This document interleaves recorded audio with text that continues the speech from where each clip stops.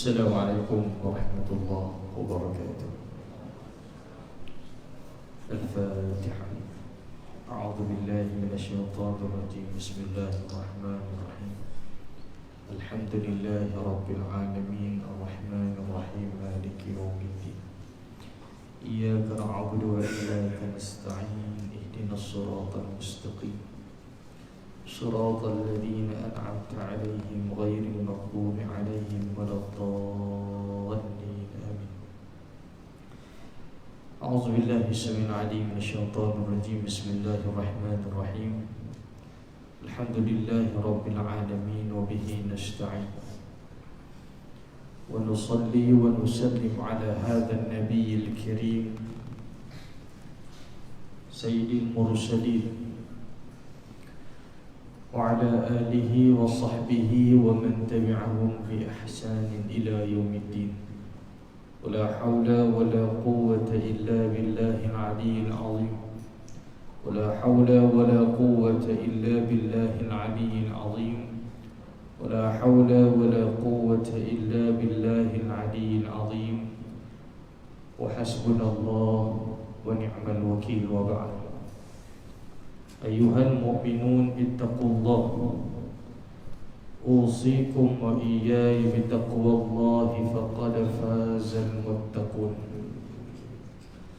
Tuan-tuan hadirin yang dimuliakan Allah Subhanahu wa taala, insya-Allah pada malam ini kita akan menyambung pengajian kitab-kitab Bahrul Mazi. Kitab Bahrul Mazi juzuk 17. Bahrul Mazi juzuk 17. Kita sambung kepada bab yang berikutnya, bab yang ke-11, muka surat 101. Muka surat 101. Bab ma jaa fi wasfi ahli syarr. Bab yang telah datang ia pada menyatakan hadis yang menyifatkan orang-orang jahat. Pada malam ini kita nak tengok satu hadis Nabi sallallahu alaihi wasallam yang menjelaskan kepada kita tentang sifat ataupun ciri-ciri orang yang jahat. Siapakah manusia ataupun orang-orang yang jahat itu? Baik, kita tengok hadis Nabi sallallahu alaihi wasallam yang diriwayatkan daripada an Asma binti Umais القثعمية قالت سمعت رسول الله صلى الله عليه وسلم يقول بئس العبد عبد تخيل واختال ونسي الكبير المتعال بئس العبد عبد تجبر واعتدى ونسي الجبار الأعلى بئس العبد عبد سهى ولها ونسيها ونسي المقابر والبلاد بئس العبد عبد عتى وطغى ونسي المبتدى والمنتهى بئس العبد عبد يختل الدنيا بالدين بئس العبد عبد يختل الدين بالشبهات بئس العبد عبد طمع يقوده بئس العبد عبد هوى يضله بئس العبد عبد رغب يذله أو كما قال النبي صلى الله عليه وسلم. Daripada Asma binti Umais Al-Qas'amiyah, katanya telah aku dengar akan Rasulullah sallallahu alaihi wasallam bersabda, ia sejahat-jahat hamba itu hamba yang membesar diri dan sombong, dan lupa ia akan yang maha besar lagi maha tinggi. Dan Nabi kata sejahat-jahat hamba itu hamba yang kerah kepala dan melampau had dan lupa akan Tuhan yang perkasa lagi maha tinggi. Sejahat-jahat hamba yang lupa dan lalai, dan lupa ia akan kubur dan hancur luluhnya. Sejahat-jahat hamba yang meninggikan diri dan sesat, dan melupakan permulaan dan kesudahan sejahat-jahat hamba itu, hamba yang menipu daya dunia dengan agama. Sejahat-jahat hamba itu ialah hamba yang menipu daya agama dengan syubhat-syubhat. Sejahat-jahat hamba ialah hamba yang tamak memimpin akan dia. Dan sejahat-jahat hamba ialah hamba yang hawa nafsu menyesatkan dia. Sejahat-jahat hamba itu hamba yang kesukaan menghinakan dia. Baik. Kata Tuan Guru kita, ketahuilah kiranya ya saudaraku, jahat itu ialah sifat lawan bagi baik. Jadi kita tahu bahawa atas dunia ni Allah Ta'ala yang ciptakan. Allah Ta'ala yang menciptakan dunia, Allah Ta'ala yang menciptakan akhirat. Dunia ada juga di akhirat. Sebab itu dalam doa bukan sekadar kita minta pada Allah Ta'ala hasanah, kebaikan di dunia. Kebaikan ni kita buat bukan sekadar atas dunia, kerana kehidupan kita yang kekal iaitulah di akhirat. Rabbana atina fid dunya hasanah wa fil akhirati hasanah wa qina adzabannar. Kalau cukup sekadar dunia kita baca doa Rabbana atina fid dunya hasanah, tapi tak cukup sekadar hasanah itu atas dunia, kita minta lagi wa fil akhirati hasanah. Dan kita minta hasanah itu Allah Ta'ala berikan kepada kita di akhirat. Bukan sekadar di dunia kita minta hasanah, bahkan di akhirat juga kita minta hasanah. Jadi Allah yang menciptakan dunia, Allah yang menciptakan akhirat. Atas dunia ni ada amal baik, atas dunia ni ada amal buruk, ada dosa, ada pahala. Dan di akhirat sana tuan-tuan yang dimuliakan Allah Subhanahu wa taala, di akhirat nanti adanya syurga. Di akhirat nanti adanya neraka. Siapa-siapa hak atas dunia dia jadi orang yang baik, di akhirat nanti dia dapat masuk dalam syurga.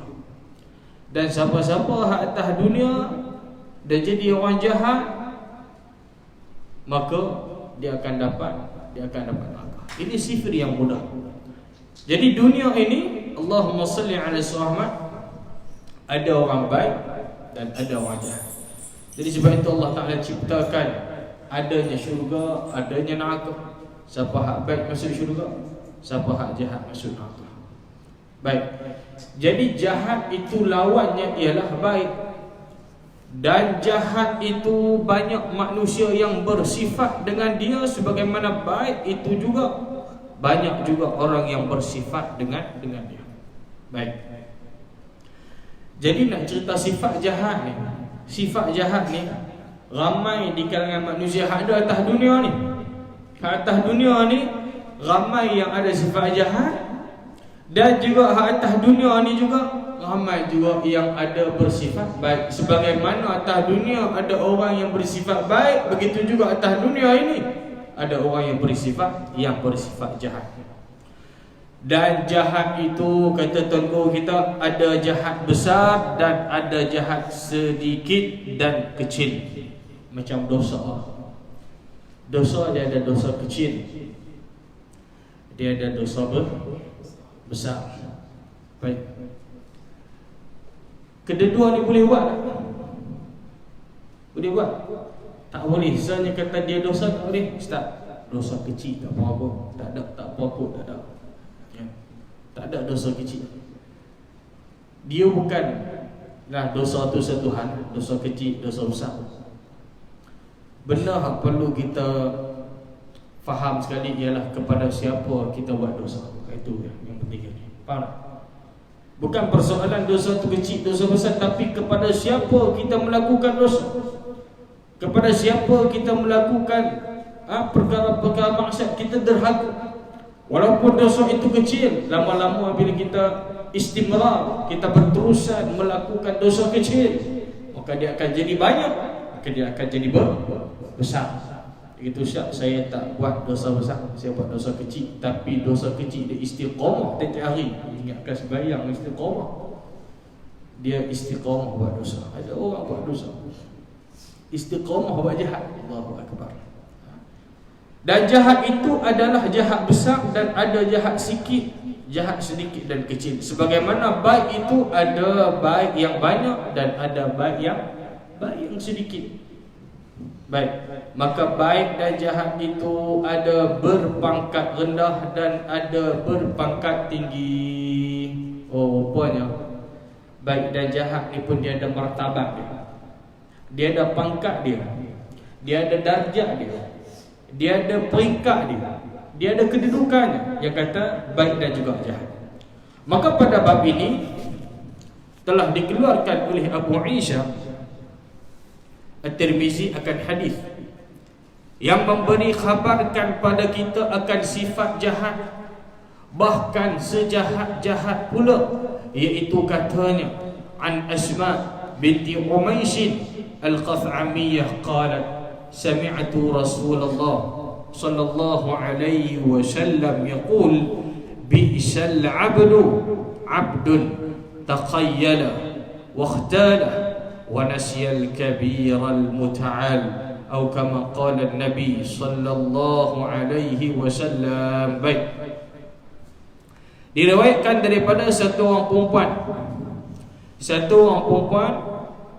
yang terbilang ia setengah daripada sahabat Nabi sallallahu alaihi wasallam. Jadi kalau perempuan, laki kita sebut sahabah ataupun sahabat. Kalau perempuan tapi dia sahabat Nabi, kita sebut sahabiah. Sahabiah ini untuk perempuan, sahabat untuk lelaki. Baik. Jadi sahabiah ini dia kata apa? Dia pernah mendengar Nabi sallallahu alaihi wasallam bersabda. Nabi kata, sejahat-jahat hamba itu ialah hamba yang sombong.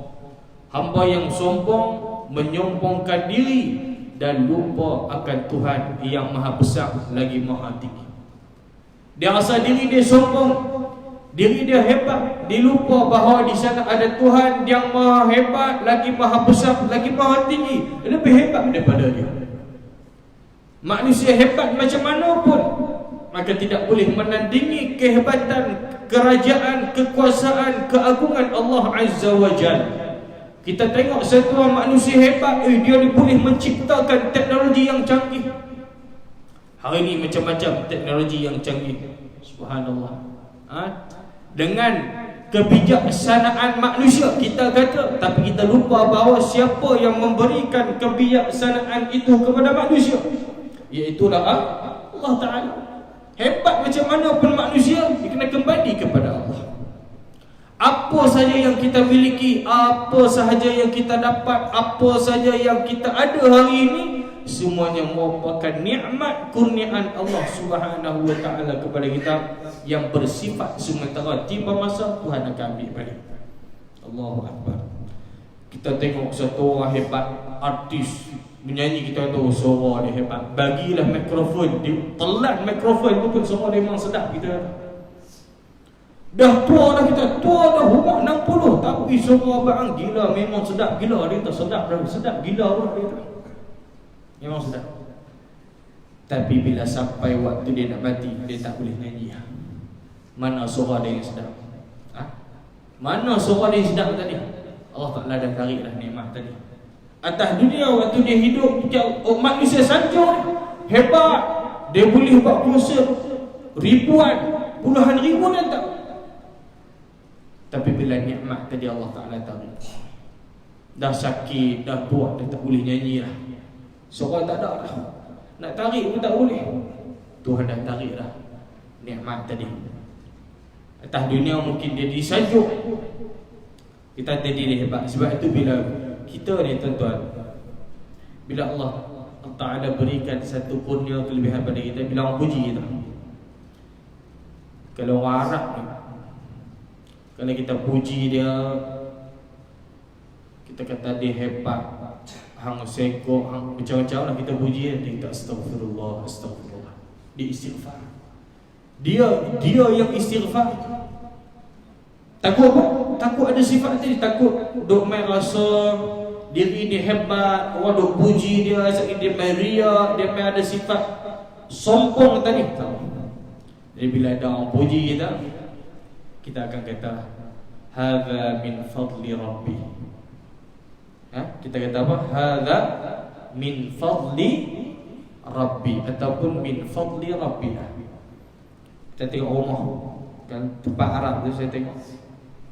Kalau rumah yang besar ni, rumah mewah, kita pergi tengok depan pintu dia. Depan pintu rumah dia tulis yang tu dulu, hadza min fadli rabbi. Ini semua ni dia kata, rumah besar, kenderaan besar, kolam renang besar, bini besar, semua besar-besar, semuanya apa? Min fadli rabbi, daripada anugerah kurniaan daripada Tuhanku. Maknanya dikembali pada Allah. Apa yang dia dapat ini semuanya Allah Ta'ala beri kepada dia. Nikmat yang berbentuk pinjaman sementara, tiba masa Tuhan kami balik. Walaupun satu orang di jutawan, bila dia mati, dia tak boleh ambil pun harta yang dia himpun berpuluh-puluh tahun tadi, bawa balik bersama dengan dia ke dalam kubur. Dia akan wariskan harta tadi kepada warisnya, bagi pada anak dia. Dia tak boleh ambil. Walaupun orang kata si fulan ni hebat, jutawan, tapi dia tak boleh ambil harta tu, dia akan tinggalkan. Dia akan tinggalkan. Dan itulah hakikat kehidupan kita atas dunia. Baik, tuan-tuan dan dimuliakan Allah Subhanahu wa taala. Maka Nabi kata, sejahat-jahat hamba Allah itu ialah hamba Allah yang sombong dan menyombongkan diri, dan dia lupa akan Tuhan yang maha besar lagi maha tinggi. Baik, masalah dia kata sombong dan menyombongkan diri. Apa makna sombong dan menyombongkan diri? Kata dalam kitab kita, sesungguhnya sifat sombong itu satu sifat yang sangat keji pada akal dan syarak dan juga adat. Jadi semua orang tahu, di sudut syaraknya, di sudut adatnya, di sudut akalnya, bahawa sifat sombong ataupun menyombongkan diri ini dia adalah sifat yang keji, sifat yang mazmumah. Maka sungguh pun keji, tetapi banyak manusia yang telah dihinggap oleh sombong itu. Kita tahu manusia tahu bahawa sifat sombong ni sifat yang tak bagus, sifat yang dicela oleh orang, sifat yang dikeji. Tapi berapa ramai yang tahu sifat ni dikeji tak bagus, tapi sifat tu ada pada diri dia. Tu tunggu kita nak beritahu. Dia tahu sifat ni tak bagus, sifat ni keji, dicela, tapi sifat tu dia apa? Ada pada diri dia. Dan kemudian dia kata hatta di sini makna sehingga, tu makna hatta. Sehingga kepada orang yang berilmu, orang yang berilmu pun ada sifat sombong ke ustaz? Ada. Tidak tunggu kita tak sebut dalam ni. Hatta yakni sehingga orang yang berilmu pun ada sifat sombong. Sombong macam mana? Dia rasa diri dia hebat, dia tahu segala-galanya, hampa semua tak tahu dia kata. Kan? Dia kata aku memang mengajar ni, hadu depan aku ni kata ada orang nampak tak? Dia ada sifat tu, yang ni tak mahu. Sifat ini ada kepada orang yang berilmu, hatta kepada orang yang tahukan balanya. Tahu di sana bahawa apa balasan-balasan, ancaman-ancaman yang diberikan oleh Allah Subhanahu wa taala bagi orang yang memiliki sifat sombong, orang yang menyombongkan diri. Dia dicela, bahkan Allah SWT termasuk dia sifat-sifat yang dilarang. Baik. Jadi Allah SWT, orang yang tahu dia punya bahaya, balanya pun ada sifat itu dalam dirinya. Hatta kepada orang yang tahukan ia sebesar-besar sifat maksiat. Tahu dah benda jahat. Berapa ramai yang tahu benda tu benda jahat, tapi dia buat juga. Tahu tak benda jahat? Tahu, tapi nak buat juga. Kenapa dia buat juga? Sebab itu dalam diri kita, apa yang menjadi benteng, yang menjadi penghalang daripada kita melakukan perkara-perkara tersebut. Apa dia? Kita sembahyang Jumaat tadi tak khatib bersama ittaqullah. Taqwa inilah yang menyelamatkan kita, yang menjadi perisai iman di dalam diri kita. Sehingga dalam doa selalu kita baca bila kita sebut berkaitan dengan iman, Allahumma ahyina bil iman wa amitna bil iman wahsyurna bil iman wa adkhilna jannata ma'al iman. Semuanya kita minta pada Allah Ta'ala, semuanya dengan iman. Hidup kita dengan iman, mati kita dengan iman, himpunkan kita dengan iman, masuk syurga dengan iman. Bahkan kita minta doa pada Allah Ta'ala, Allahumma habbib ilainal iman. Minta pada Allah Ta'ala supaya kita ni jadi kasih sayang, sifat iman tu ada pada diri kita, dan jadi benci benda-benda yang wakarih ilainal kufra wal fusuqa wal isyan. Kita jadi benci bila ada benda-benda yang kufur, benda-benda yang fasik, benda-benda yang maksiat. Waja'alna minar rasyidin. Dan kita minta pada Allah Ta'ala supaya Allah Ta'ala berikan hidayah, petunjuk. Allah Ta'ala bimbing kita, ihdinas siratal mustaqim. Setiap kali kita sembahyang, sama ada kita yang makmumnya, kita yang imamnya, sama ada solat bersendirian ataupun berjamaah, setiap kali solat, setiap rakaat kita akan minta pada Allah Ta'ala, ihdinas siratal mustaqim. Ya Allah, tunjukkanlah kepada kami jalan yang lurus. Apa itu jalan yang lurus? Siratal ladzina an'amta alaihim ghairil maghdubi alaihim waladdallin. Ataupun jalan yang lurus ini juga siratal ladzina an'amta alaihim minan nabiyyin was-siddiqin wasyuhada was-salihin.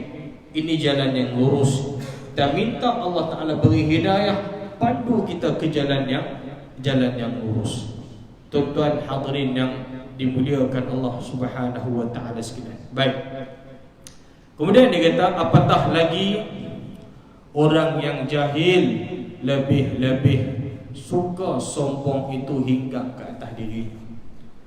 Jadi tak pelik kalau kata orang yang berilmu pun, kata Tuan Guru kita tadi, sehingga kan orang yang berilmu pun ada sifat sombong.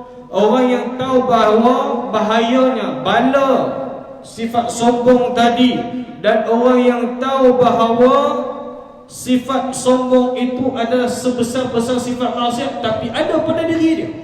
Itu orang yang tahu. Dan bagi orang yang jahil pula dia kata, apatah lagi orang yang jahil, orang yang tak tahu ni tuan-tuan yang dimuliakan Allah Ta'ala sekalian, maka lebih-lebih lagi suka sombong itu hingga ke atas dia. Baik.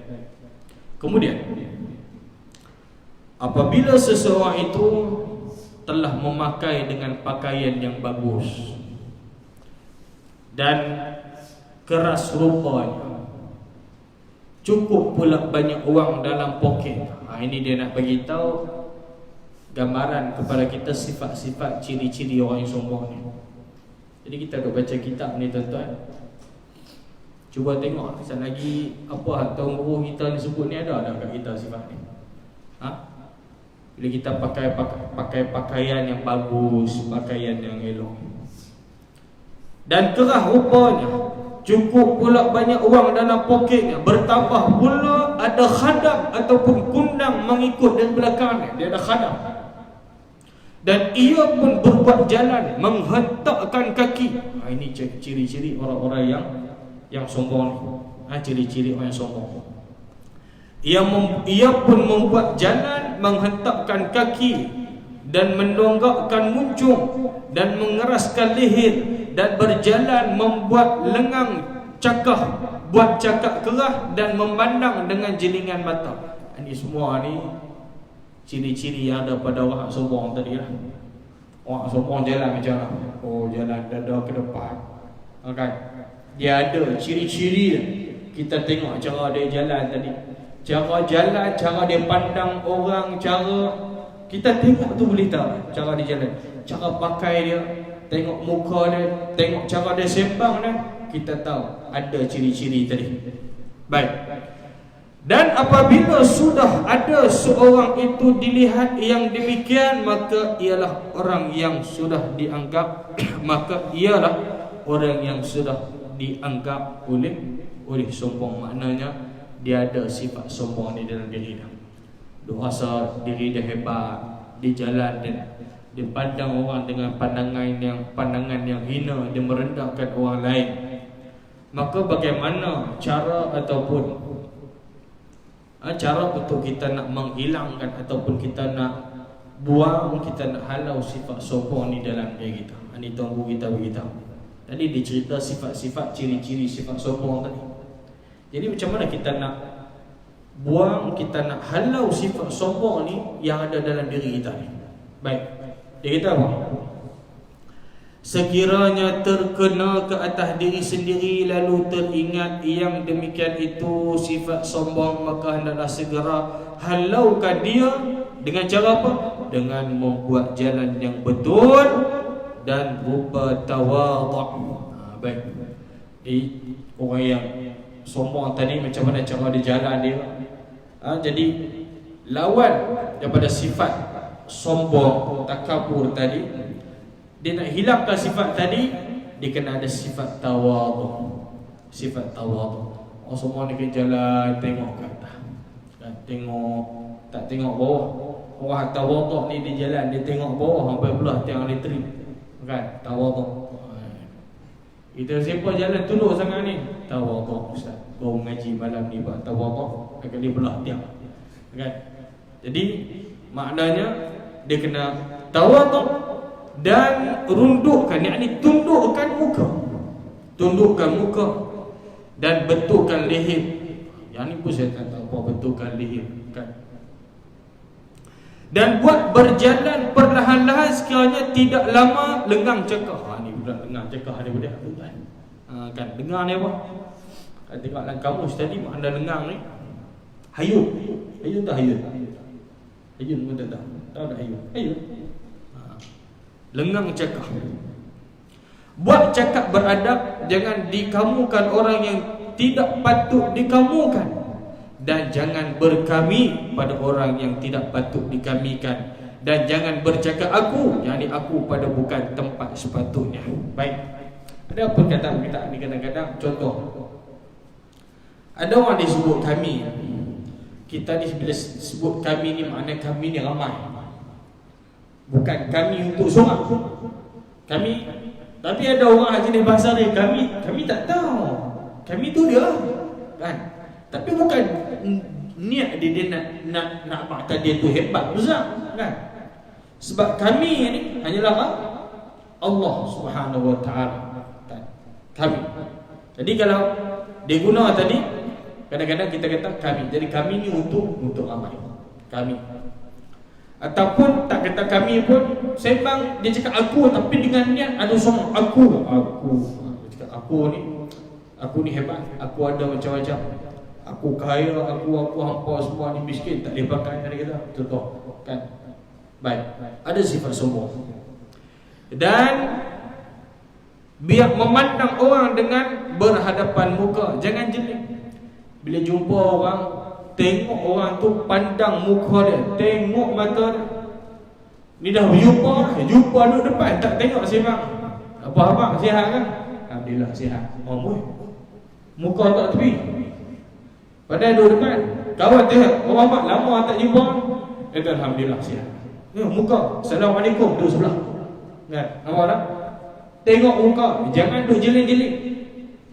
Orang buat macam tu dekat kita rasa apa? Aku ni buat salah apa awak? Dia sampai tak mahu tengok aku awak. Cara sembang dia tulis tak tengok muka kita pun tak seronok. Senyum dia tadi, senyum macam ikhlas tak ikhlas, kita tengok dia ni macam nak lari daripada aku ke apa kan. Sebab tu bila jumpa orang, tengok muka, tengok mata, sembang macam tu. Dan dia kata jangan jeling, jangan cakap dengan memberi pipi kepada, nampak beri pipi kepada, masuk hadis pipi. Tak tengok muka depan. Biar bercakap duduk sama duduk. Kan? Duduk sama duduk, sembang duduk sama duduk. Kan? Ni kawan tu duduk bawah, kita duduk sembang. Pak Haji tu duduk bawah. Haji kita dah makan tak? Kita sambil duduk dia tak makan lagi. Kan? Jadi duduk sama duduk, berdiri sama berdiri. Itu dia punya adab dia. Berjalan sama-sama bercakap berjalan pada tempat-tempatnya dan pada orang-orang. Ini yang disuruh dia juga. Maka boleh seorang yang sombong itu menghalau sombong yang hinggap ke atasnya dengan sebab ingat akan Tuhan yang maha besar lagi maha tinggi. Maknanya dia pun ini cara kita nak menghalaukan sifat sombong tadi. Macam mana? Halau sifat sombong tadi dengan cara kita ingat pada Tuhan. Kita doa diri kita hebat, sombong. Kita ada Tuhan yang lagi hebat, Tuhan yang maha besar. Dan bila kita ingat macam tu, ingat bahawa di sana ada Tuhan yang maha besar lagi maha tinggi, dan ingat serta takut akan azab daripada Allah Ta'ala, dan ingat akan tegah Allah itu seperti ingat akan firman Allah Subhanahu wa Ta'ala di dalam Al-Quran. Kita baca dalam surah Al-Isra. Allah Subhanahu wa Ta'ala berfirman, A'udzu billahi minasyaitonir rajim. Bismillahirrahmanirrahim. Wala tamshi fil ardi maraha innaka lan takhriqal arda wa lan tablughal jibala tula. Maksudnya, dan janganlah kamu berjalan, jangan berjalan kamu hai anak Adam di atas muka bumi ini hal keadaan sombong. Maraha ni makna sombong. Wala tamshi fil ardi maraha, dan janganlah kamu berjalan di atas muka bumi ini hal keadaan kamu berjalan itu maraha, dalam keadaan kamu sombong, besar diri. Kenapa Quran kata innaka lan takhriqal arda wa lan tablughal jibala tula? Karena bahwasanya engkau tidak akan boleh melubangkan bumi dengan hentak kakimu, dan tidak akan sampai setinggi gunung congkak muncung. Apa maksud ayat ini? Baik, kita tengok sedikit penafsiran ayat ini. Bila Quran kata wala tamshi fil ardi maraha, dan janganlah kamu berjalan di atas muka bumi ini dalam keadaan sombong, karena sesungguhnya kamu sekali-kali tidak akan menembusi bumi, dan sekali-kali kamu tidak akan sampai setinggi gunung. Baik, maksud ayat ini seperti mana yang dijelaskan oleh Al-Imam Ibn Kathir. Allah Subhanahu wa Ta'ala berfirman, melalui ayat ini Allah Subhanahu wa Ta'ala melarang di kalangan hamba-hambanya berjalan dengan penuh kesombongan, berjalan dengan penuh keangkuhan. Maka Quran kata wala tamshi fil ardi maraha, dan janganlah kamu berjalan di muka bumi ini dengan sombong, yakni dengan penuh keangkuhan, seperti mana Allahumma salli ala sayyidina Muhammad, yakni dengan penuh keangkuhan seperti jalannya orang-orang yang sombong. Karena Quran kata karena sesungguhnya kamu sekali-kali tidak dapat menembus bumi. Apa maksudnya? Maksudnya di sini kamu tidak akan bisa memotong bumi dengan jalanmu itu. Itu maksud ayat tadi. Baik. Kemudian Quran kata walan tablughal jibala tula. Walan tablughal jibala tula. Apa maksud ayat ini? Dan sekali-kali kamu tidak akan sampai setinggi gunung, yakni dengan lenggang-lenggok keangkuhan dan kebanggaanmu pada diri sendiri, bahkan jarang berlaku hal itu akan memperoleh kebaikan daripada apa yang diharapkan. Jadi maknanya dalam ayat ini Allah Ta'ala melarang kita daripada kita berjalan di atas muka bumi ini dalam keadaan sombong, besar ke diri. Baik, maka dengan sepotong ayat ini boleh jadi penghalau sombong bagi orang yang berakal. Jadi bila kita yang berakal, maknanya boleh berfikir. Kita baca Quran. Quran ni bukan sekadar untuk kita baca, bahkan lebih daripada itu. Bila kita baca dengan memahami maksud ayat-ayat Allah Subhanahu wa Ta'ala, dengan kita mentadabbur ayat-ayat Allah Subhanahu wa taala. Orang yang berakal dia boleh berfikir. Bila Quran larang, pastinya di sana ada hikmah dan kebaikan. Allah Taala yang menjadikan kita, tuan-tuan, Tuhan dia tahu apa yang sesuai untuk hamba dia dan apa yang tak sesuai untuk hamba dia. Kadang kita rasa benda ni macam bagus untuk kita, macam baik untuk kita. Kita pun berkenan dekat satu orang perempuan. Kita kata, dia ni insya-Allah aku kalau tak ada apa kira jadi dia. Oh, kira jadi apa tak tahu. Ya. Kita kira jadi aku dah nak jumpa susah hati, kira betul-betul punya aku suka dekat dia, dia pun suka dekat aku. Walaupun sama-sama suka, kita rasa macam dah terbaik untuk kita. Tunang. Bila dah tunang, dalam fatrah tunang, sebab tu bila fatrah tunang ni jangan duk heboh kan. Hari ni tunang buat macam buat kenduri dah heboh. Betul tak tu? Masuk habis sebab bagi tahu dekat orang ni, masuk dalam Facebook cerita habis. Wah, baru tunang. Bukan suami isteri yang sah lagi dia. Hari ni tunang naik betul sekali dia. Naik betul sekali macam lelaki bini. Bawa angkut pergi sana sini. Ada hadut dalam rumah sekali pun ada. Kena tangkap khalwat dah. Bukan lelaki bini, masih bertunang. Tak ada ikatan yang sah lagi. Jadi bila kata tunang hari ni dah macam lelaki bini. Baik tu rahsiakan pertunangan kan, hebahkan perkahwinan. Jadi maknanya tuan bayar dalam fatrah tunang sebenarnya tak apa pula jenis tunang hak jenis betul-betul. Oh, yang dia lagi bala tuan-tuan. Tuan-tuan ada anak nikah nak tunang si abang ni, abang awal. Jangan tunang lama-lama. Si abang awal ni. Tuan-tuan nak dengar tak dengar tu nombor 2, tapi si abang lah. Besar. Tuan-tuan. Dalam fatrah tunang ni dia boleh jadi macam-macam. Dia mai sekali lagi macam-macam lah. Dia mai sekali lagi syaitan dia duk mai, dia cari buka kelemahan keaiban. Kita pun dah kenal tu, kenal dia macam ni. Tengah-tengah duk tunang tu jadi bergaduh lah. Putus tunang. Nak kahwin, tak ada kahwin, putih tunang lah. Nampak tak? No, satu dunia. Satu Malaysia atau lah. Ni sebab anak nak tunang ni habang habis. Nampak tak? Dah habang lah. Tengok tak jadi. Siapa malu? Tuan-tuan, siapa malu? Ni habang dah kat orang ni. Anak saya nak tunang tengah orang. Bagi tahu dia tengok tak jadi. Muka lempoyang ni. Sembunyi tahu lah. Tuan-tuan sekalian. Dia cerita dekat orang. Jadi bila tak bagi tahu kat orang pun tak tahu. Jadi tak jadi putih tak putih. Orang pun tak tahu. Tuan-tuan sekalian.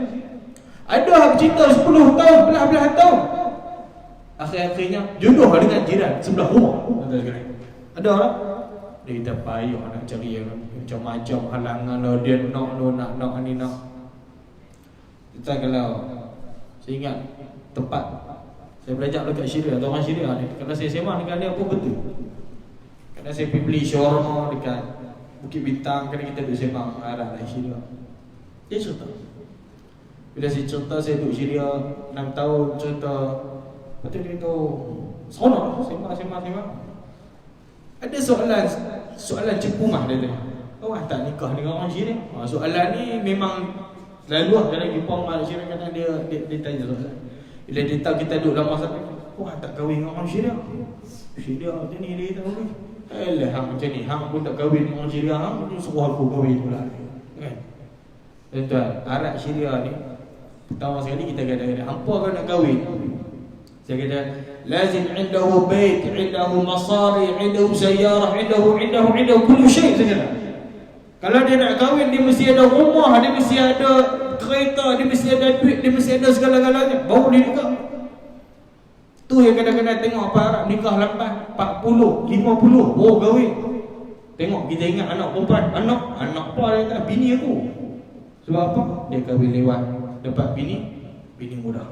Tapi ya, kena ada rumah, kena ada kereta, kena ada duit, kena semua kena ada. Jadi kita hari ni dah lah susah himpun duit apa semua.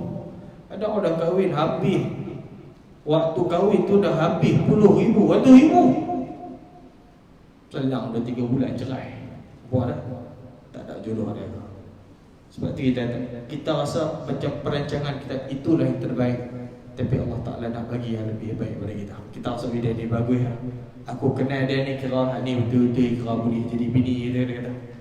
Tengok berjodoh dengan jiran sebelah rumah. Dia kata aku pun tak sangka macam mana boleh kenal kat pihak sebelah rumah ni. Dia kata dulu dengan mulut belum hebat rumah tu kan, jiran duduk lama, tiba-tiba tengok jodoh dengan orang sebelah rumah, nak nikah dah. Ada kan? Tu kata jodoh. Betul, kita tak sangka soal hidup mati jodoh semua ni kerja Tuhan. Kita boleh merancang, tapi Allah Ta'ala yang menentukan. Tapi Allah Ta'ala, perancangan Allah itu yang terbaik. Kita rasa macam perancangan kita dah baik. Ada kadang manusia dia menyusun, dia buat program, hari kejadian tu tiba-tiba dibatalkan, tak jadi sebab Allah Ta'ala tak izinkan. Walaupun kita ada segala-galanya, kita rasa kemah, kita hebat, tiba-tiba dekat hari nak berlakunya peristiwa tersebut, Allah Ta'ala tak izinkannya berlaku, maka ia tak berlaku. Dan ada benda yang kita rasa benda ni susah, tak boleh jadi, tapi bila Allah Ta'ala izinkan berlaku, ia akan berlaku walaupun dihalang oleh manusia yang lain. Tuan-tuan yang dimuliakan Allah Subhanahu wa Ta'ala, maka dengan sepotong ayat ini boleh jadi penghalau sombong bagi orang-orang yang berakal, dan boleh jadi penghalau sombong itu dengan sabda Nabi sallallahu alaihi wasallam yang di atas tadi. Nabi kata bi'sal abdun taqayyala wa ikhtala al-hadis. Artinya sejahat-jahat hamba Allah itu ialah hamba yang sombong dan juga menyombongkan diri. Dan sabda Nabi sallallahu alaihi wasallam, bi'sal abdun tajabbara wa'tada wa nasiyal jabbar al-a'la. Nabi kata sejahat-jahat hamba itu ialah hamba yang membesar diri dan melampau had, dan ia lupa ia akan Tuhan yang maha perkasa lagi yang maha tinggi. Tuan-tuan, kita tengok sejarah dalam Al-Quran, orang yang sombong, orang yang besar diri, semuanya dimusnahkan oleh Allah Ta'ala. Fir'aunnya, Hamannya, Qarunnya, semua ini kisah yang Allah Ta'ala catatkan di dalam Al-Quran untuk manusia mengambil i'tibar dan pengejaran. Berapa ramai di kalangan manusia yang menentang Tuhan. Kita tengok orang-orang yang sombong, orang yang besar diri, yang rasa dirinya hebat, akhirnya dimusnahkan oleh Allah Ta'ala. Akhirnya dihapuskan oleh Allah Ta'ala. Allah Ta'ala binasakan mereka. Kaum-kaum yang mengingkari seruan-seruan para nabi, para rasul, utusan Allah Subhanahu wa Ta'ala. Allah Ta'ala datangkan azab. Kaum Adnya, kaum Samudnya, macam-macam. Semua ini untuk dijadikan i'tibar kepada kita. Sebab itu bila kita sebut tadi, bila kita membaca Al-Quran, bukan sekadar kita membacanya, tapi kita memahami, kita mentadabbur ayat-ayat Allah Subhanahu wa Ta'ala, kisah-kisah yang diceritakan oleh Allah Ta'ala di dalam Al-Quran. Tuan-tuan, sebab itu dalam Al-Quran sendiri, dalam Quran ada satu surah nama surah Al-Qasas. Qasas ni makna cerita-cerita. Dalam tu ada kisah Nabi Musa, dalam tu ada kisah Fir'aunnya, kisah Hamannya, kisah Qarunnya di dalam surah Al-Qasas. Sebab itu bila kita tengok dalam surah Al-Qasas ni sangat menarik. Cerita tentang Nabi Musa, daripada dia mula dilahirkan daripada bayi sehinggalah dia menjadi nabi. Dia melawan Fir'aun. Ini kisah-kisah yang Allah Ta'ala jelaskan kepada kita di dalam Al-Quran. Nak ceritanya bagaimana kesudahan orang-orang yang sombong, orang yang besar diri, semuanya dikalahkan dan dimusnahkan oleh Allah Subhanahu wa Ta'ala. Jadi saya kira sekadar itu saja untuk kuliah kita pada malam ini. Mudah-mudahan sikit sebanyak apa yang kita berkongsikan pada malam ini ada manfaat, ada kebaikan, ada iktibar untuk kita bersama. Mudah-mudahan Allah Subhanahu wa Ta'ala merahmati kita, mengampuni dosa-dosa kita semua, dan memasukkan kita ke dalam syurga nanti insya-Allah Ta'ala. Sekadar itu saja yang baik daripada Allah Ta'ala. Mohon maaf salah silap, kasar bahasa, segala kelemahan dan kekurangan daripada diri saya sendiri. Aqulu qawli hadza wa astaghfirullahal azim li wa lakum Wassalamualaikum warahmatullahi wabarakatuh. Bismillahirrahmanirrahim. Alhamdulillahirabbil alamin wa bihi nasta'in. Allahumma faqqihna fid din wa 'allimna ta'wil wahdina ila shiratikal mustaqim. Rabbana atina fid dunya hasanah wa fil akhirati hasanah wa qina adzabannar. Sallallahu ala sayyidina Muhammad wa ala alihi wa sahbihi wasallam. Walhamdulillahirabbil alamin. Kita tangguh dengan kafaratul majlis dan surah Al-Asr.